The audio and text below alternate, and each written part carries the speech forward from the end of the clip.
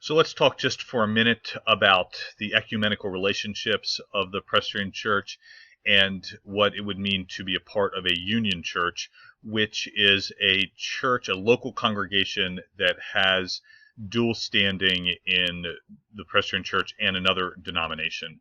And there are a few of those. There aren't many of those. They tend to be historic related, although we have some creative partnerships that have happened through the New Worshiping Communities movement in our present and possibly into the future.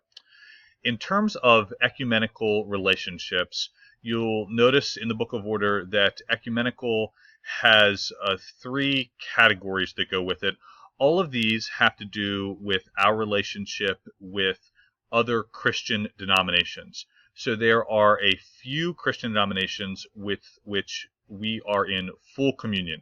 And that means that we share the ability to transfer ministers between communions. We recognize baptism and the Lord's Supper, and we would allow one another to officiate at events like that in our own communion, even if they still belong to another communion.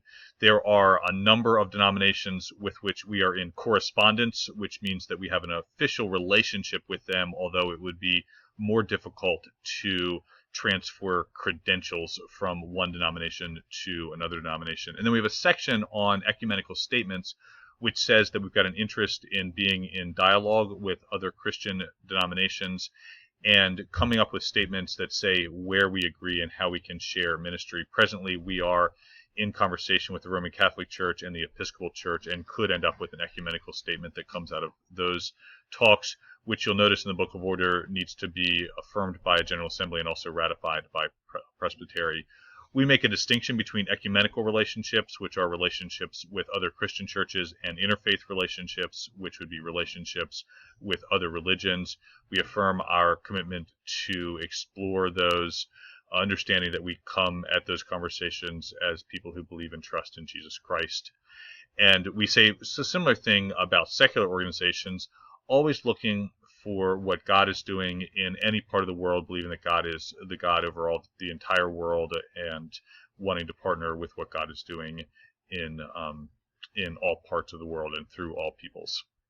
The Presbyterian Church belongs to ecumenical councils and agencies as a way of living into our call to make visible the unity we have in Christ. This is a way that we represent and commit ourselves to be people who love and trust in Jesus Christ, who is Lord of all creation.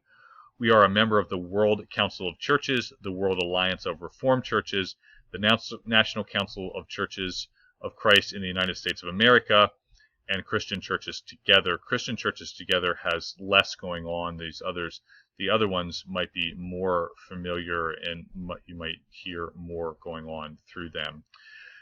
Full communion is a result of past dialogue, prayerful discernment.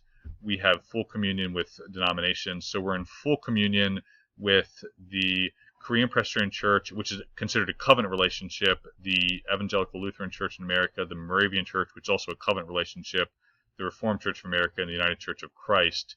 The RCA, the PCUSA, the United Church of Christ, the UCC, and the ELCA, the Evangelical Lutheran Church of America, are in full communion through a formula of agreement, which says how we relate to one another. And we also have developed a process for what we call the orderly exchange of ministers, so that it is relatively easy among those four denominations for someone who is ordained in one of them to serve and even to transfer into another denomination. And we've made clear decisions about how the polity, the discipline, the membership, the participation in the voting will go among those four denominations.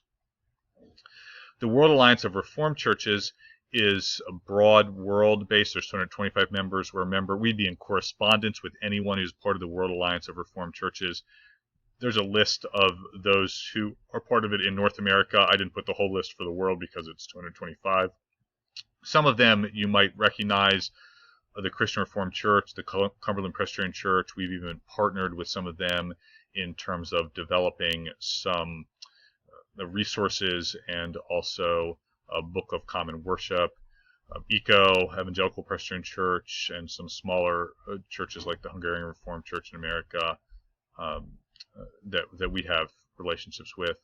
The Evangelical Presbyterian Church and ECO are newer denominations, both of them splits from the Presbyterian Church, and it's through the World Alliance of Reformed Churches that then we have an official corresponding relationship and talk through any challenges or difficulties as we work together to be a part broadly of the work of Christ into the future.